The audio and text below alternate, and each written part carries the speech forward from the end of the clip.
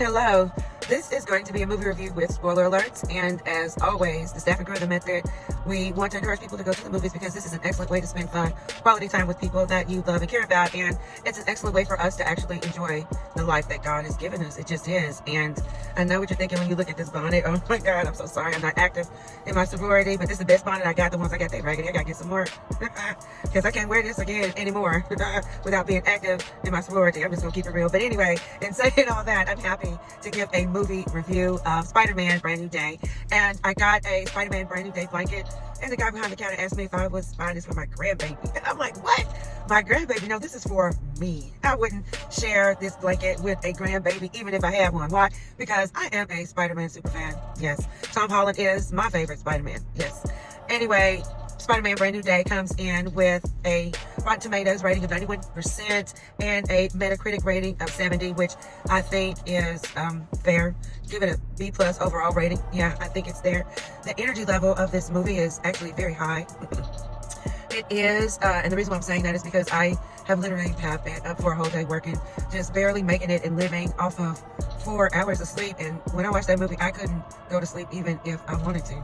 That's how high the energy level was. Let me see what else about it. The dynamic of the movie, it messed me up, but it messed me up in a good way, because when the Method was on radio, Kristen Knox and I, we actually used Disney fan fiction to evangelize to youth, young adults, and college students. And I could tell by whoever wrote this movie read comic books and studied comic book profiles from the databases available. I mean, because that was, yeah, they got some stuff kind of spot on from the comic books and translated it to the movie well. I really enjoyed seeing that.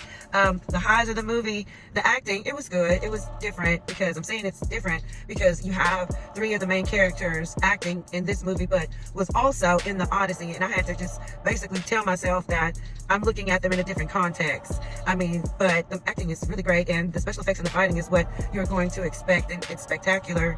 I really thought that the way that Spider-Man, MJ, and Ned reconnected was endearing, but you know, there was a critic from The Atlantic that said that the Hulk cameo is lackluster and random, but in the comic books, sometimes when they cross paths, the Hulk and Spider-Man, they always end up in a misunderstood altercation that ends up in a fight. So they got that right in the movies. That's part of the comic book lore, and I think they did a good job translating that into the movie. What else? Tom Holland is right that in saying that Sadie Sink is the most memorable character in this movie. She really is, as Jean Grey. Like, yeah, she did that.